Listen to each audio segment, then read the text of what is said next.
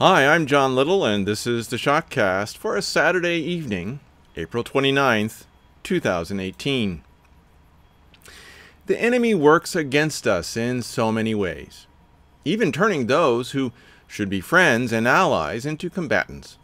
It's a terrible sign of the evil of this world, but it was also foreordained. So we probably shouldn't complain too much, and I will do my best not to. But why do Christians so quickly fall away? Why do we invite the wolves to enter our congregations and tear our churches apart? Why do we vote for corrupt politicians so often? Why do we allow our governments to act with such complete evil? Why do we give so much power to the very people who seek our destruction? The answer is sin, but you will be excused if you find that answer to be unsatisfying.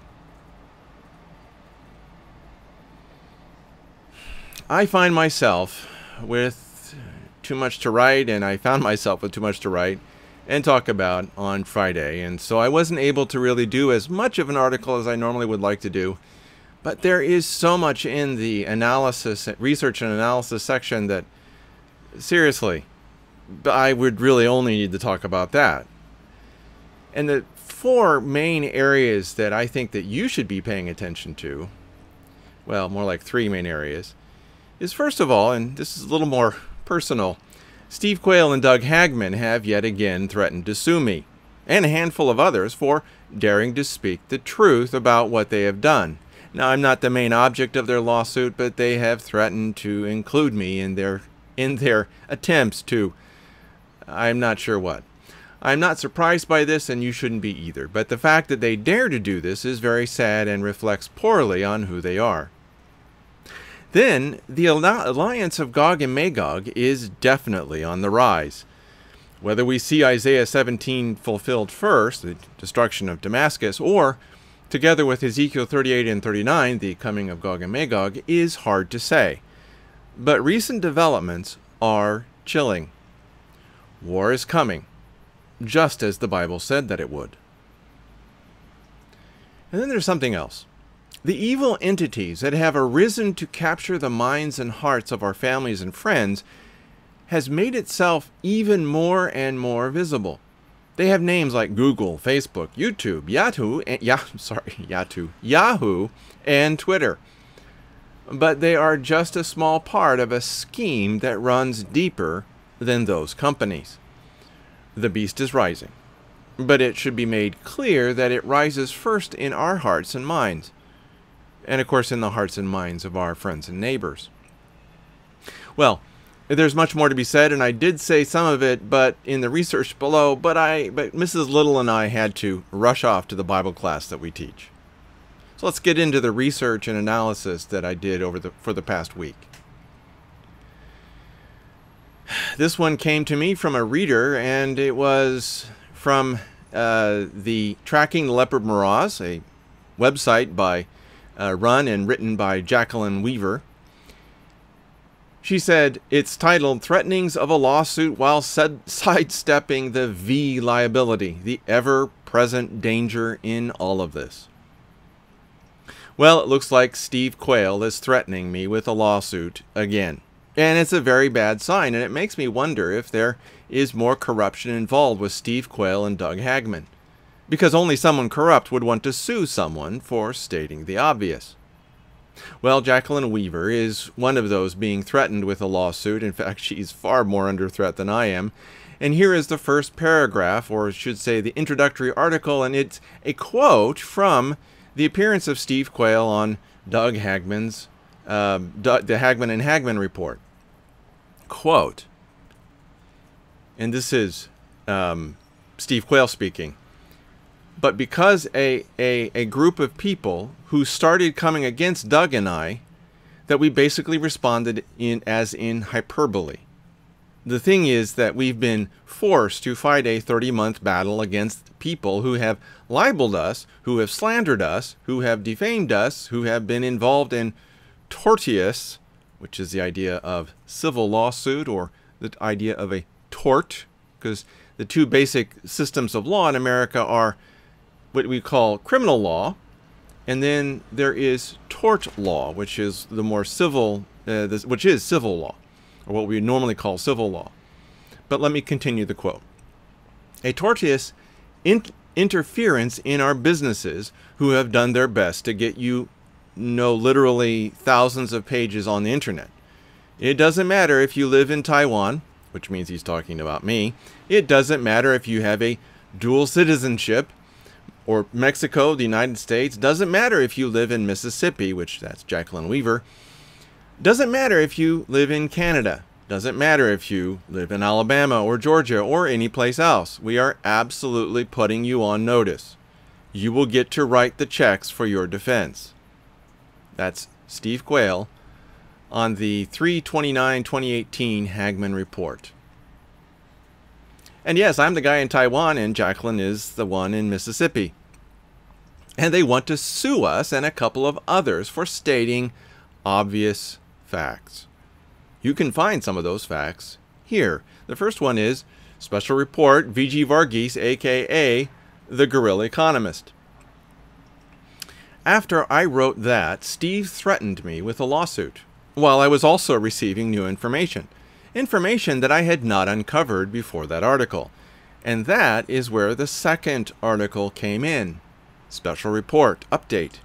Steve Quayle and Doug Hagmann. I really hate doing these kinds of reports. I would much rather believe that people are good and kind and just, doing their best to tell the truth. But there comes a time when you need to speak up in defense of the innocent. An example of that occurred almost exactly a year before my first thread of a lawsuit and those two articles. It was titled My Report on Nathan Leal. I had not known Nathan Leal very much at all, but I did know that it did not make sense for him to receive such a horrible and vile attack from Steve Quayle and someone named David Langford in public. And when I started to investigate the matter, I began to uncover a lot more corruption than I realized, as well as an attempt to cover it up. I'm sorry, but attempting to cover up corruption is not the way of Christ. And Steve and David on the Hagmann and Hagmann show were guilty of doing that, while attacking a brother in Christ who did not want to be a part of that corruption. It was wrong, and they should have apologized. But they refused to even consider it, responding to my communications, my private communications, in a petty and vile way. But the thing with V, also known as V.G. Varghese, that's bad. That's really bad, and a lot of people were hurt. If Steve and Doug were tricked into believing VG, then they should have admitted their mistake and asked for forgiveness. But they did not. Instead, they covered it up, and that means that they became an accessory to the con artist who continues to feast and prey upon the hard-earned savings of those who are unwary. Do Doug and Steve have no conscience? Don't they understand that they have given a wolf an entrance into the sheep pen? Do they have no feelings of remorse for what they have done? The least that they could have done and could do is expose VG. But instead, they attack those who speak the truth. That is sickening, and it's something a Christian could never do. Having said that, there is a lot more that I am not sure about in how to think about Steve Quayle and Doug Hagmann. I want to believe that they are basically honest, but just lacking in integrity. That is the best case scenario, and that's pretty bad all by itself, meaning that they just merely made mistakes and covered it up. But there is a distinct possibility of a far greater corruption lying underneath all of this. Steve Quayle and Doug Hagmann are asking for donations so that they can persecute those who have merely stated the truth about them. And they wish to ruin the lives of those who would dare to question what they are doing. A Christian does not do that. I have been slandered far and wide, and it's what happens when you stand for the truth. But I will never ever sue someone for damaging my reputation or damaging any business that I'm involved in, especially if that person is speaking the truth. And it is clear that Jacqueline Weaver is of the same mind. But Steve and Doug? Well, they seem to have trouble in that area. I bear no ill will against Steve or Doug, but if they should attempt to sue me and others, well, let me share the last 2 paragraphs of Jacqueline's article. Quote, should those persons who are being targeted by Steve Quayle and Doug Hagmann for a lawsuit be concerned? Or is this notice just a means of intimidation to silence the free speech of ordinary Christians who speak out against wrongdoing? The legal team that wants its money up front might be in for a surprise if it decides to sue a member of pro se Christian defendants with a little common sense and God on their side. Close quote. None of us have any money. Those that are being accused and being threatened in this lawsuit don't have money. We are not rich people. But we do have the truth and God on our side. Well, let's move on to things that are more threatening to you, maybe less threatening to me. The de-dollarization in China, from the website Modern Diplomacy. The word dollar in this article and in the title has nothing to do with finance and everything to do with geopolitics and the fall of the American empire. Here are some quotes. Quote, as further sanction, the EU required EU-designated Iranian banks to be removed from the SWIFT network, which is also a private company. Iran, however, has immediately joined the Chinese CIPS, CIPS, a recent network similar to SWIFT with which it is already fully connected. Basically, China's idea is to create an international currency based on the IMF's special drawing rights and freely expandable on world markets in lieu of the US dollar, so as to avoid the dangerous fluctuations stemming from the US currency and the uncertainties on its real value. Just to quote the governor of the Chinese Central Bank, Zhao Xiaochuan. Terrible. Mrs. Little is probably going to get me for mispronouncing that. Who will soon be replaced by Yi Gang. Close quote. So Iran was pushed into the arms of China, and we know from other articles that Russia has had to create its own alternative to the SWIFT system because they have been threatened with having their SWIFT access cut off. And these heavy-handed attempts at extortion are backfiring. Imperial America is losing her grip. Unfortunately, for the kleptocrats of Washington and Brussels, we have worse. Quote, meanwhile, Saudi Arabia has already accepted payments in yuan for the oil sold to China, which is its largest customer. This is a turning point. If Saudi Arabia gives in, sooner or later, all OPEC countries will follow suit. In many cases, India and Russia have already traded with Iran by accepting oil in exchange for primary goods and commodities. China has also opened a credit line with Iran amounting to as many as 10 billion euros with a view to getting around sanctions. Close quote. The petrodollar system is the only thing keeping the empire alive. Without it, the imperial American government can no longer spend like a maniac. The military that supports the empire will be unable to get the funding that they need to continue to force the world to bow before them. In fact, a new system of currency exchange is rising with China, Kazakhstan, South Africa, Turkey, and Russia. Right now, this is a patchwork of bilateral agreements. Right now. But such patchworks quickly grow into a reserve currency system and a direct threat to American hegemony. And then, the writer of this article reminds his readers of the current power of the US dollar. Quote, still today, the US GDP accounts for 22% of world's GDP, while 80% of international payments are made in dollars. Hence, the United States receives goods from abroad always at comparatively low prices, while the massive demand for dollars from the rest of the world allows to refinance the U.S. debt at very low costs. This is the economic and political core of the issue. Close quote. Indeed, that is the core of the issue, since a fall in demand for dollars will be the downfall of the American empire, and it appears that a de-dollarization of the world is only a matter of time. The next is from Zero Hedge. The economy is cooked.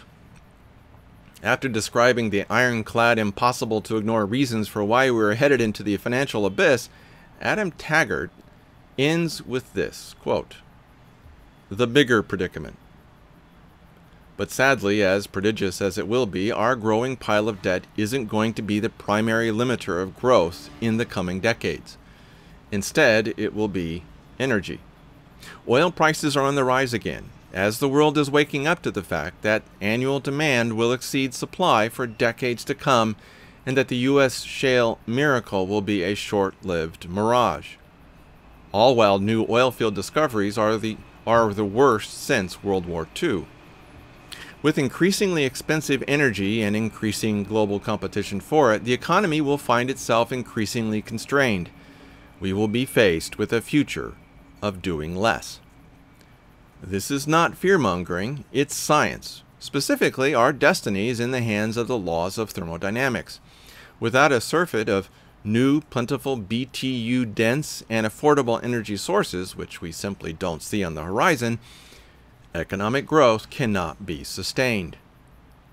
One of the best explanations I've read on this is the report my fellow Peak Prosperity co-founder, Chris Martenson, wrote upon finishing the book version of the Crash Course.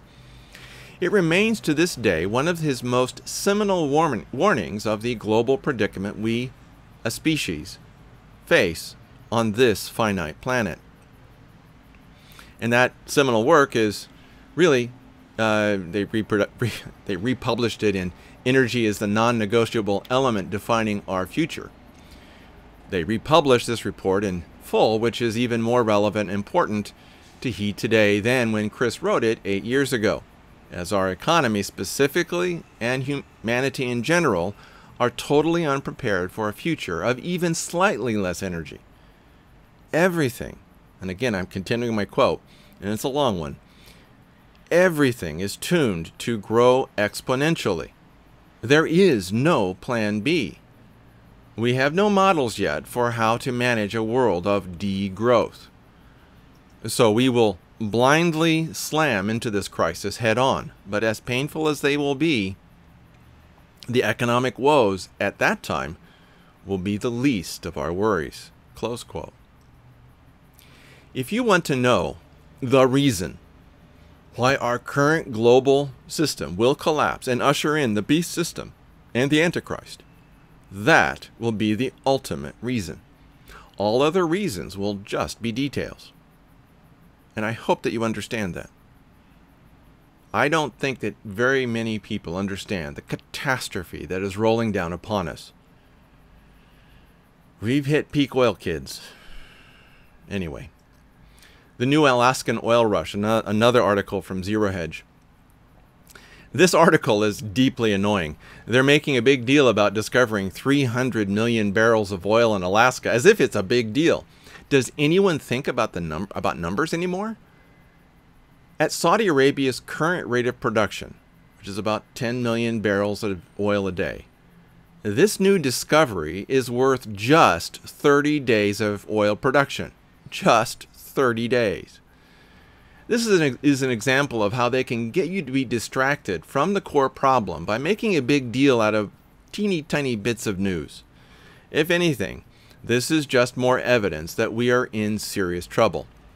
If a 300 million barrel discovery is a big deal, all hope is lost.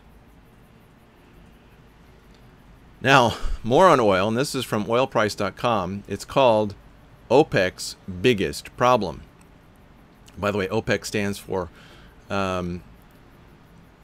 Oil Producing Exporting Countries, something like that. Anyway, please remember that Saudis lie all the time. And the more serious that it gets, the more willing they are to lie. But there is a limit to how much they can lie, and it looks like we have reached that limit. The Saudis are now saying that they have hit their peak in oil production. Of course, they didn't say those words. What they said was that they are running out of spare capacity. But that's the same thing. I doubt that people are paying attention to what was just said here. The writer of this article certainly seems to have missed the point. But you don't need to miss the point. We do not have a replacement for oil, and until we find one, this is a disaster of unimaginable proportions. Please understand, when Saudi Arabia indicates that they have not just hit the peak in their ability to produce oil, but they're on the downward slope, I don't think that people understand how serious this is. And I hope that you do, because this is a real catastrophe. Now moving on to something even darker. This is from a YouTube video from Ben Davies of the Rebel Network. Google, no ads that refer to Jesus and or the Bible. When I watched this video, I had a hard time believing it, so I checked. Google rejects Christian publisher ads that mention Jesus. Sure enough, it's true. Where will this go next? How do we stop this behemoth from crushing our ability to share the gospel online? It wouldn't be a problem if Google didn't control 75% of all search engine advertising, but they do. And what will happen when they eliminate you from their search terms, like they've done with my own articles? That's right. You find out that Google really isn't a search engine. It's a propaganda machine that filters reality so that you see only what they want you to see. Oh, and it will get worse. A lot worse. In the same vein, this article is from Hacker Noon, How the Internet Turned Bad. If you want a description of how and why the beast system rose, this is it. And I watched this rise from within the computer industry. This rise was inevitable, but you could not have understood how inevitable it was by just watching it grow. You would have needed the Bible to show you what was happening and why. Also, people make the mistake of thinking that this was all planned. It wasn't. It wasn't possible to plan all this. We just don't have enough brain cells in our head to envision the path that we are on, or were on. And I get tired of the morons who try to claim that all of this happened by design. It did not, at least not our design. And I can point to the speculative fiction of those times to show that we did not envision the future that we are marching towards. At least, not in the way that certain morons like to claim. To put it another way, when you look at the rise of the beast, you can tell that it happened in the most natural way possible. It traveled first the pathways of the human mind. But let me throw some proof at you from this article. Quote, and this is actually a list of important issues that this article talks about. Number 1, the masses came to the internet. Many of the new arrivals were less technically savvy, were more interested in passively consuming entertainment than in contributing creatively, and were less able to handle uncensored content in a mature way. They have been willing to give up autonomy in exchange for convenience. And when he says the masses, he's talking about the average person. And then, quote number 2, at the same time, the capability of artificial intelligence grew rapidly. Better artificial intelligence made corporate control over the user experience more cost-effective than had been the case earlier.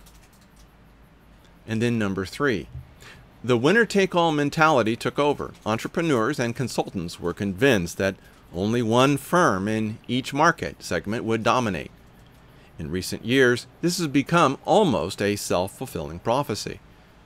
As stock market investors poured money into leading firms, giving those firms the freedom to experiment with new business ventures, underpriced competitors and buyout rivals. Underprice, or basically price their competitors out of the market and then buy out rivals.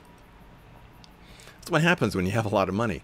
Then number 4, the peer-to-peer structures of the internet and the services provided over it did not scale gracefully. The idea of a dumb network of fully distributed computing gave way to caching servers and server farms. The personal blog and website gave way to Facebook and YouTube. Close quote. Let me boil that down for you. Passivity allowed the dirtbags to take over. Artificial intelligence gave the dirtbags the power to take over. Oh. Do you hear that? That's the song of the garbage truck here in Taiwan. Anyway, moving on. People with money gave the dirtbags lots of it to take over. Well, we didn't realize the network needed a lot more intelligence, or we might have been able to keep the dirtbags out. Unfortunately, we are all dirtbags at heart, so getting rid of the current batch of dirtbags will only replace them with a different set of dirtbags. Why? Because we are lazy and greedy. However, the author puts it in a nicer way than I do. Quote, in short, how can we sustain an ethic of individual responsibility while enjoying the benefits of extreme interdependence? Close quote. Yeah, that's the question. Unfortunately, you need to be a Christian, or to be influenced by Christians, to really invest in individual responsibility. To really do it instead of just talking about it. Otherwise, you wind up being China. And if you really understood China, you would not want that. And just as a side note, as the reason why I mention our destiny of becoming China is because China is, you might say, the prototypical beast system. They really are a generally psychopathic government, society that's governed by psychopaths. The religion of China is not compatible with Christianity. It is relentlessly pagan. And so you get relentlessly psychopathic governments in a society that, well, just study China. It's the future. Okay, moving on. Research shows that Google's search manipulations tried to rig the election for Hillary. And that's a perfect example of how the internet turned bad, of what we're talking about in that previous article. Google tried its very best to help Hillary win. It still lost, but they came really close. Okay. One machine to rule them all, a master algorithm may emerge sooner than you think. Preppergal shared this, and having sat on the edge of these kinds of developments over the years, I'm not sure if this is a breakthrough or not. I've seen a lot of these things come and go and fail. But it is an interesting idea, as well as a connection to Taiwan, although the professor at the center of this article is in Chiayi, not Taipei. The interesting thing is that this might lay the groundwork for the entity that Revelation speaks of as the image that is given life. According to the article, we'll know if there's anything to this within a year's time. We'll be watching for this. Now, this is from Armstrong Economics, and it's titled, Where Do We Go? Is Any Place Safe? DRG shared this, and it's a short article. Ooh. Now can you hear the trash trucks? Interesting. Another slice of life. Again, a slice of life from Taiwan. DRG shared this, and it's a short article connecting sovereign debt, aka government debt, to World War III. The inspiration for this article was a question about where the world will not be How do we start that? The inspiration for this article was a question about where the world will not be affected by World War III. His response is that everywhere in the world, everywhere in the developed world will be affected. And he goes on to say that many countries seem to want a war to mask their massive debts and massive mismanagement. Here's a quote from the article. Quote, the computer, meaning Martin Armstrong's computer that he uses to help predict the events that are going on, he's extremely accurate. The computer has been projecting the collapse in sovereign debt on a global scale. Anyone with half a brain can see something is seriously wrong, that the national debts just keep growing. That the national debts just keep growing, and we borrow money endlessly with no intention of paying anything back. You have to be a full moron to have created such a system that never ends.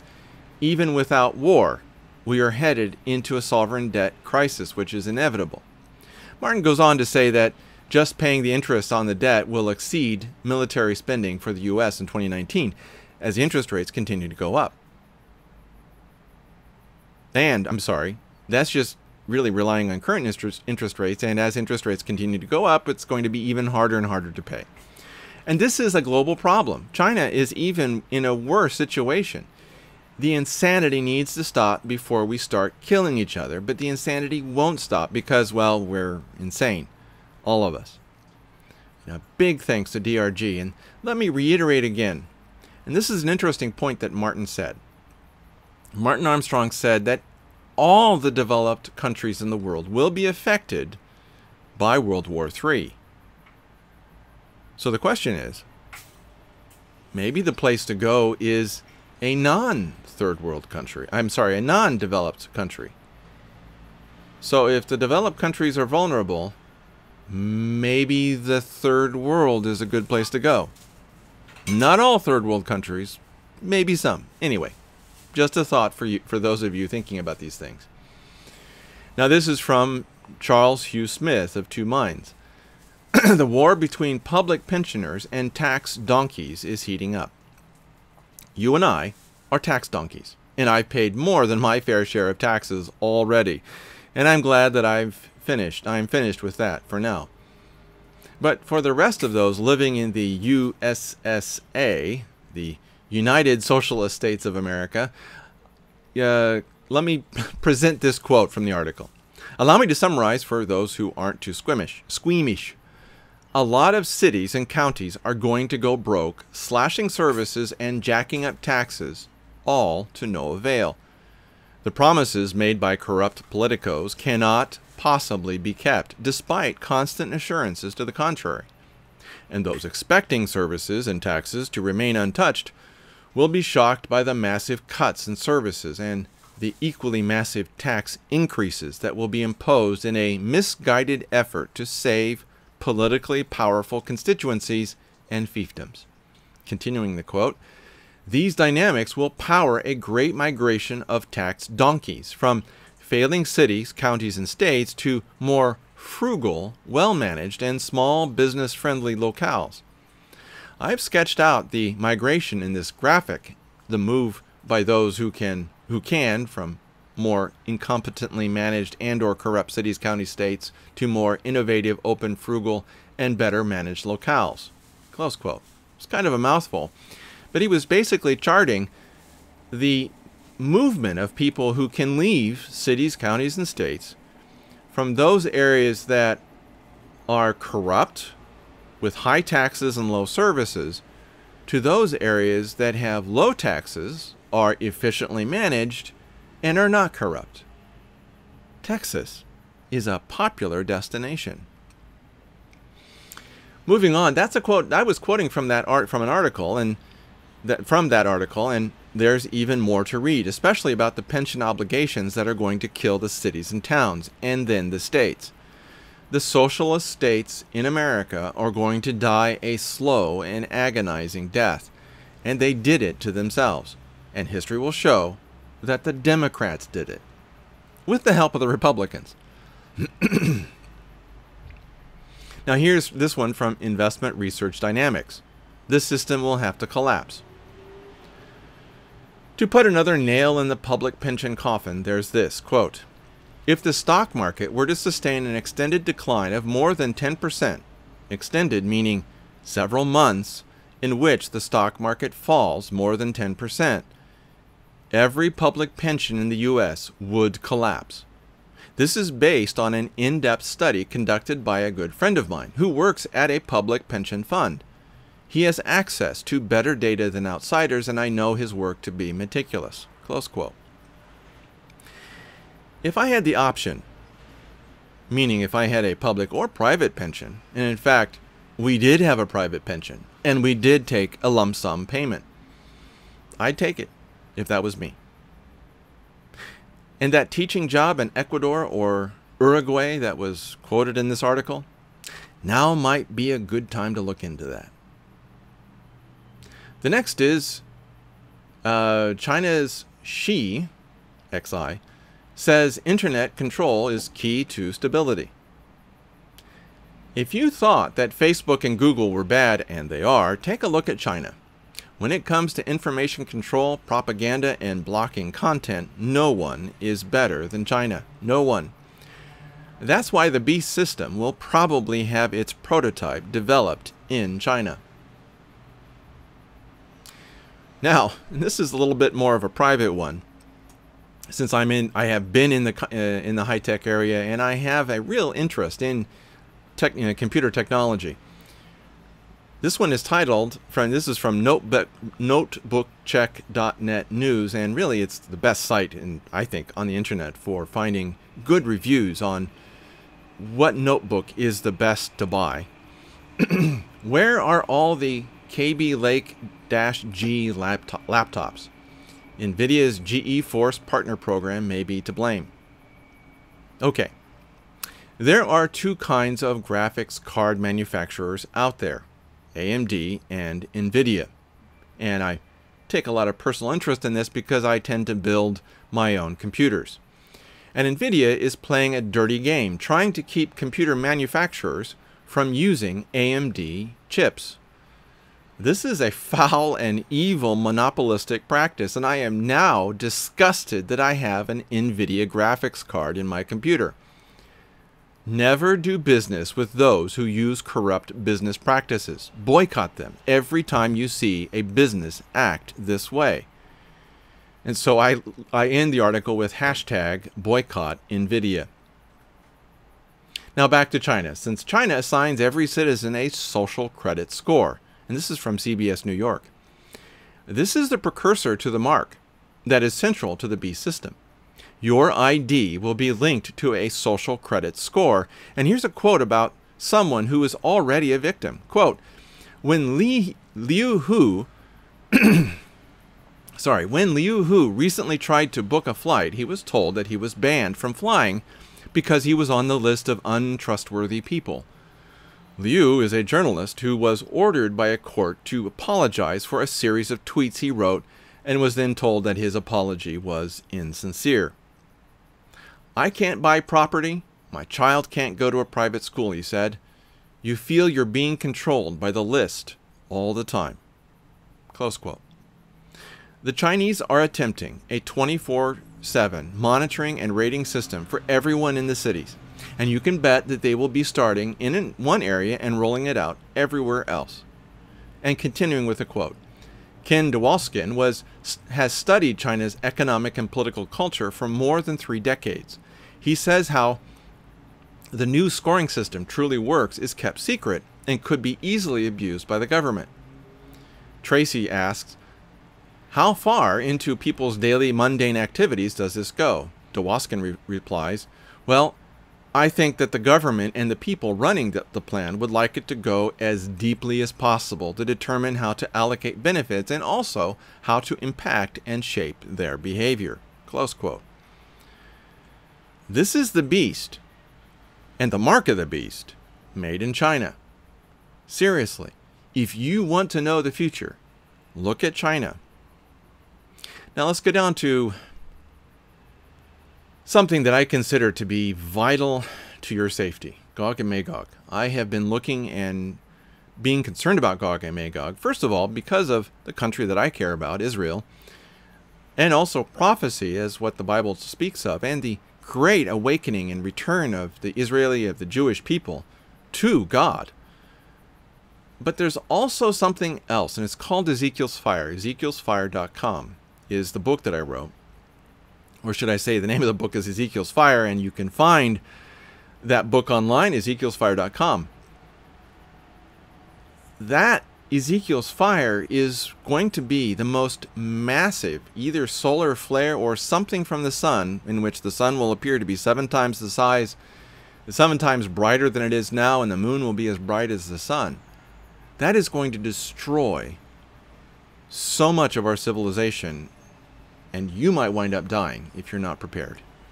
So please, my request is that you be ready to live and survive without electricity. If you can do that, And if you have a community around you that can help you survive without electricity, then you will probably survive to see the other side in what comes after. But moving on to the articles on this category called Gog and Magog.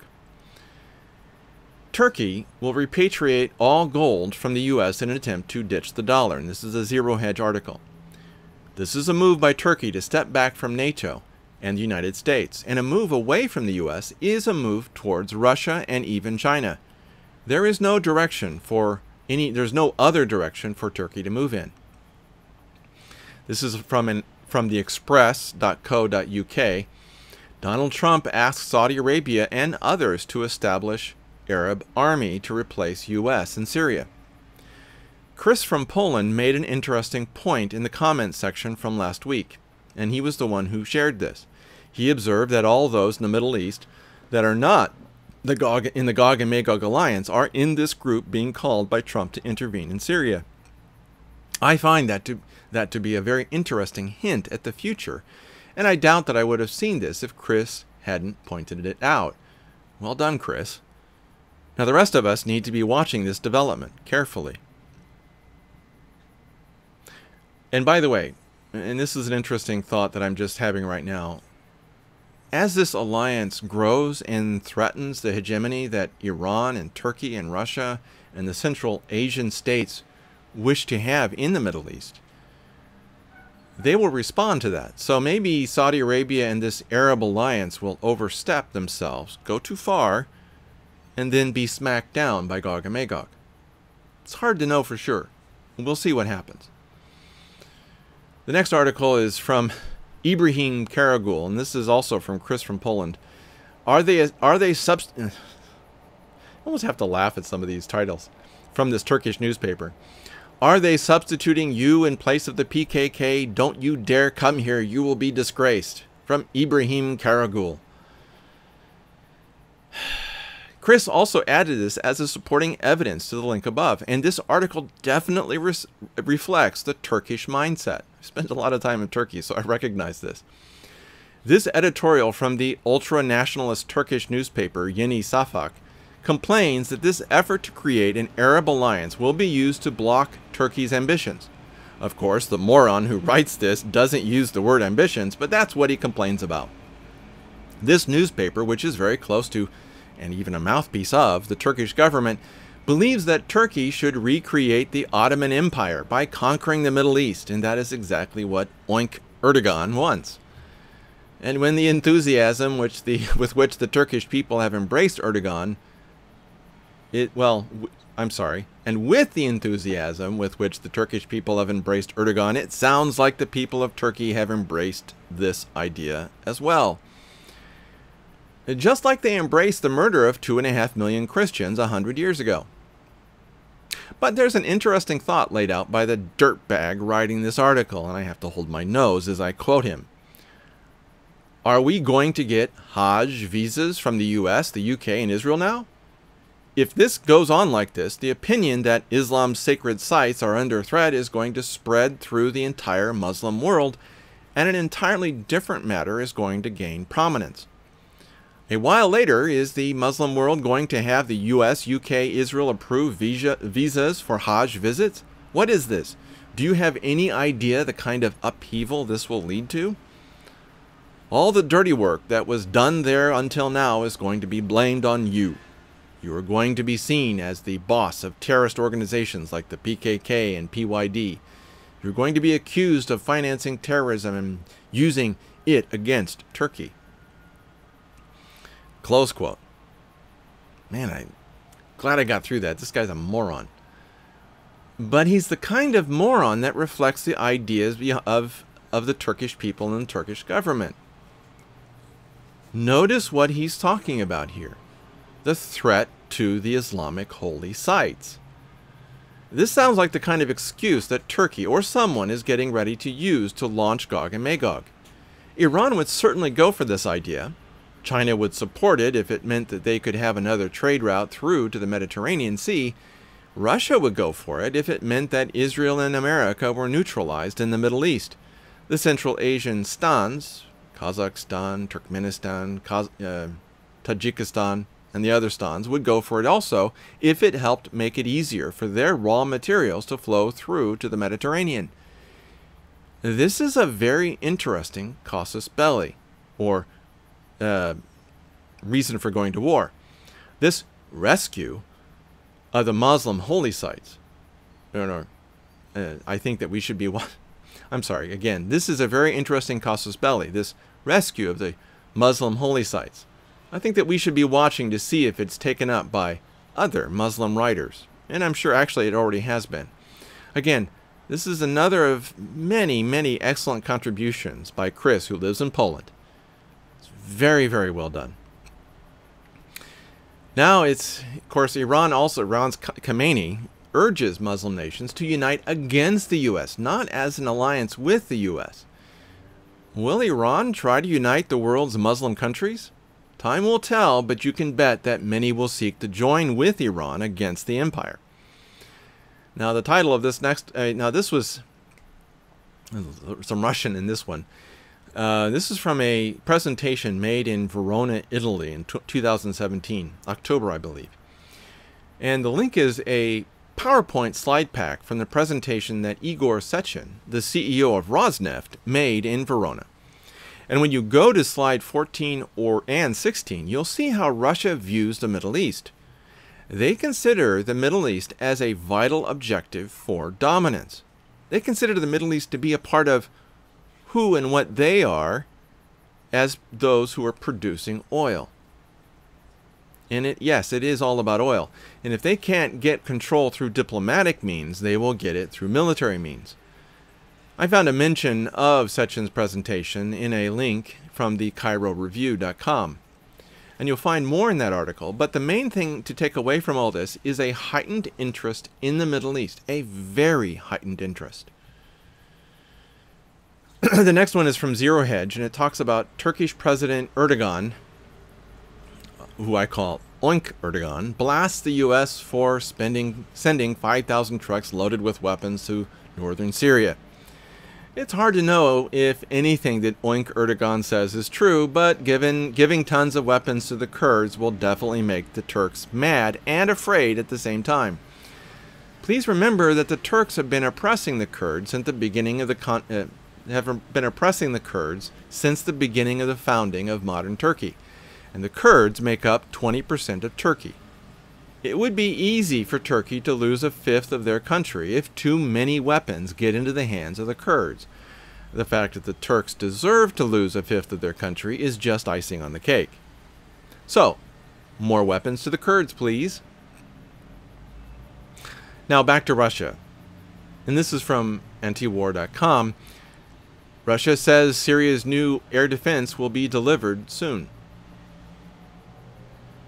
Israel cannot allow this. Since the beginning of Israel's modern existence, Israel has survived by dominating the skies. Even in 1948, the fledgling Israeli Air Force was able to tip the balance in key areas. But with the S-300 in Syrian hands, Israel's ability to dominate the battlefield will be eliminated. Israel learned this lesson the hard way in 1973 when they lost 25% of their air force in the opening hours of the Yom Kippur War. Russian surface-to-air missile batteries took a deadly toll, and Israel vowed to never allow her enemies to have such a capability. Well, Israel's one remaining enemy in their immediate neighborhood is getting missiles that can sweep the skies of Israeli aircraft.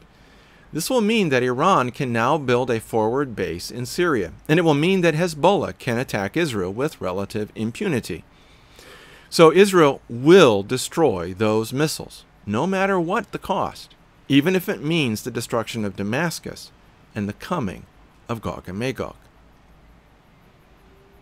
And please, let me stress again, those S-300 missiles are an incredible game changer if they are allowed to be installed. And so, look for Israel to try and destroy those missiles and possibly set off another war. Well, that was a lot. That was a pretty heavy batch of stuff. My hope is that you will have a good weekend, and that when you go to church, I pray that your pastor will give you the words that you need to hear that will refresh your spirit and give you the ability to continue and serve the Lord in the coming week. May the Lord bless you and guide you and be with you in all that you do. God bless all of you, and I'll see you next week.